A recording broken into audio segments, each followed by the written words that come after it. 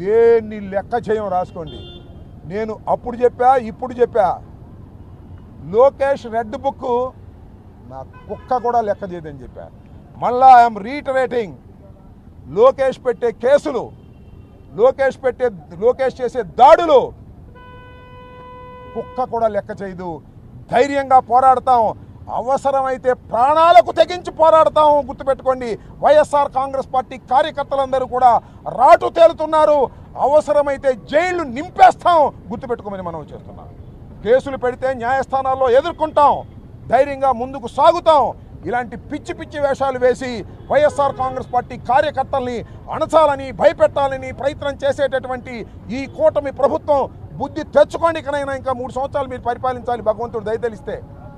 ఈ 3 సంవత్సరాలైనా ఒళ్ళు దగ్గర పెట్టుకొని చంద్రబాబు నాయుడు, లోకేష్ పరిపాలన చేస్తే మీకు ఏదన్నా ఉపయోగం ఉంటుంది తప్ప, ఇలా చేస్తే మీరు ప్రజాస్వామ్య పద్ధతుల్లో సర్వనాశనం అయిపోతారనేది కూడా గుర్తుపెట్టుకుని మీరు పరిపాలన చేయండి, అభివృద్ధి చేయండి, పోలీసులతో లా అండ్ ఆర్డర్ కాపాడండి.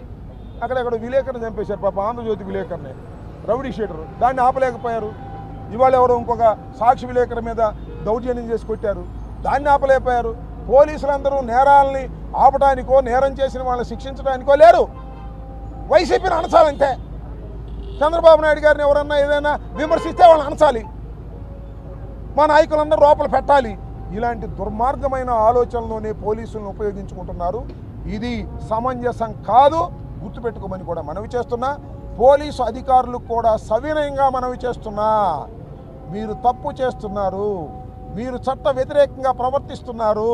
మీరు చట్ట వ్యతిరేకంగా ప్రవర్తించే ప్రతి పోలీస్ ఆఫీసర్ని కూడా మా ప్రభుత్వం వచ్చిన తర్వాత నిలబెడతాం న్యాయస్థానాల ముందనేది కూడా గుర్తుపెట్టుకోమని ఈ సందర్భంగా చెబుతూ, మరి వేంపల్లి అయిపోయింది, పులివెందులు వెళ్తున్నా, మరి ఇంతటితో ఆగుతారో ఇంకేమన్నా కుప్పంలో, పిఠాపురంలో కూడా కేసులు పెడతారో పెట్టుకోండి. మా జనరల్ సెక్రటరీ మీడియా చూస్తుంటాడు, ఆయన కూడా చంద్రబాబు నాయుడు గారి మీద ఏదో ఒక పోస్ట్ పెట్టాడని ఒకసారి అరెస్ట్ చేశారు. అరెస్ట్ చేస్తే కోర్టు వారు బెయిల్ ఇచ్చారు, మళ్ళీ హైకోర్టుకి వెళ్ళారు, హైకోర్టు వారు బెయిల్ సస్పెండ్ చేశారు, మళ్ళీ ఇప్పుడు అరెస్ట్ చేశారు, మళ్ళీ బెయిల్ ఇచ్చారు ఇంతకుముందే చిత్తూరు కోర్టు, మళ్ళీ అరెస్ట్ చేయడానికి సిద్ధంగా ఉన్నారు. అంటే ఏంది నాకు అర్థం కాల. ఒకటి. రెండవది, సజ్జల భార్గవరెడ్డి సోషల్ మీడియా చూసినటువంటి వ్యక్తి, ఆయన మీద కేసుల మీద కేసులు పెట్టారు, పోలీస్ స్టేషన్కి తిప్పుతున్నారు, ఇన్వెస్టిగేషన్ పేరు మీద ప్రశ్నలు అడుగుతారు, పిచ్చి ప్రశ్నలు, అన్ని పిచ్చి ప్రశ్నలే అడుగుతారు, గంటల తరబడి కూర్చోబెడతారు. అంటే మేము ఒత్తిడికి గురవ్వాలి, మేము భయపడాలి, మేము భయపడతామా అని అడుగుతా ఉన్నా.